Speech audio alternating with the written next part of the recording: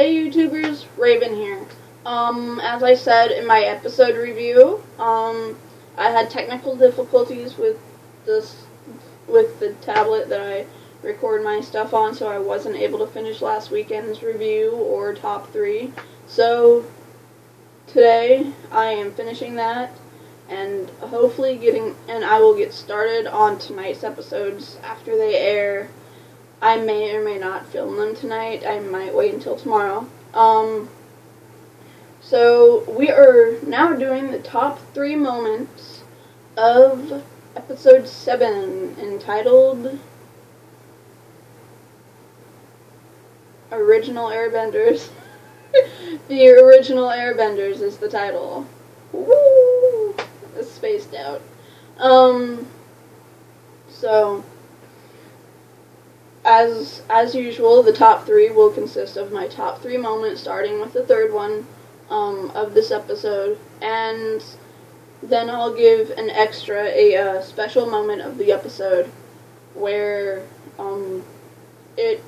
like a moment that touches on something that is important for the overall theme of the series, or it's tying up a loose end, or a shout out to the past. Or something that kind of goes, this is what's happening to these characters, even though you might not realize it, we're just going to shout it out for a second. That type of stuff as well. So, and as I've stated, it doesn't have to be a part that I actually like. That's why it's not like a top 4, because this part may not be something that I liked about the episode. It may be one of the boring parts. It may not be. So, we got that going on. But, you'll get that the special part. The special moment of the episode. That's what it is. I have to remember that. It's called the special moment. Okay, so, my number 3 of this episode was Jinora and Kai. The entire arc of Jinora and Kai in this episode.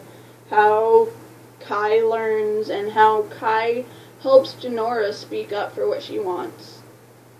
Because Jinora is kind of a quiet person when it comes to her father and what she wants and how good she actually is with airbending. And she stated, I am better than you. I am as good as you in airbending, and I have a better connection to the spirit world. So, it's like, she finally had the mind explosion that she needed. Kai knocked some sense into her. So, their little moments are getting better and better, I think. I'm glad that their relationship is not the center focus of the Northern Air Temple storyline, but I'm glad that it's part of it. Like, we can see a little tiny relationship blossoming.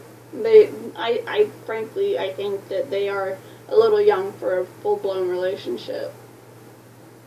So it kind of seems like they're doing an Aang and Katara relationship, like what we saw in the original series. In the Last Airbender series, how they were friends, but you could tell there was something more there. I think that's what they're going for with Jinora and Kai. My second one is the whole rescue scene. Like, Kai gets himself out, and then he helps the airbenders, and of course that's after they attack the hunters, and Boomy gives that awesome speech, and Milo's like, leave no airbender behind! Ah! And so they went and they attacked. And the guy that got his head shaved is like, oh my gosh, it really does work. It really does help you. You saw the little shiver go up his spine into his head because the air current was disturbed by the net that was being tossed at him. And he dodged it and blew the guy away. That was an awesome little scene. But Kai chases down the truck, and with Tenzin's help and the Bison's help, they helped. He saves Jinora. Woo! And beats the crap out of the guy that's trying to take her away. Yeah. So, my number one moment of this whole episode was the obstacle course. I mean, how could that not be awesome? You had all those little things that they had to go through, the spinning things, the spinning bag things, the poles in the ground that they had to jump. And it was just awesome. Milo with the watermelon gun shooting watermelons at them. That was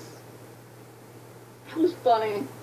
I enjoyed that scene. I wish they would have made it longer and more intense.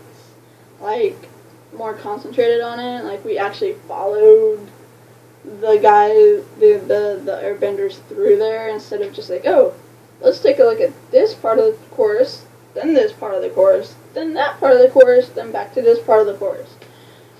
I really would have liked to follow a few of them through the course. I think that would have been pretty cool. I mean, Milo with the water gun shooting at them. Watermelon gun, sorry. And so that's it for the top 3. Let's get on to the special moment. My special moment for this episode is the end, which is when it's the end of the episode when Tenzin looks up in the air, in the sky, and sees the baby bison flying for the first time. And he says, I guess everyone is growing up. And they are. It's obvious. So, this moment is a moment in the episode where it's like, this is what's happening to the characters, and I'm going to point it out really quick. Just to be fun. Just to make it obvious for those who haven't really been truly paying attention. So, you have that moment, and it's just like, they have been. I mean, I've noticed it, but I never really noticed it. Like, I didn't think about it. Like, it was just part of the episode, and that's all I cared about. It was just the characters going about their day, and they did things a little slightly more grown up than they would have. But they're maturing. And they're growing up. Even Tenzin grew up. Tenzin and Bumi grew up in this episode. And they're ancient. They're old. Tenzin is probably 40-something, so he's not extremely old, but his brother Bumi is old. So, to think that they can still mature, I mean, it's obvious Bumi can still mature. He's like a kid. But that's probably just because he didn't get enough attention growing up. He didn't get any attention growing up, really, because his dad was so obsessed with teaching Tenzin the ways of the air nomads and all that stuff. So, yeah. That is my top 3 for book 3, episode 7, entitled The Original Airbenders. And just in case you didn't catch it, the original airbenders are the air bison. Just like the original earthbenders are those badger mole things from the last Airbender series. And the original firebenders are the dragons. I'm not sure what the original waterbenders are. If you know, write it down in the comments below. Let me know so that I could know. Woo! And so that I could be well informed about it. And something I don't know about this series, I want to know about it.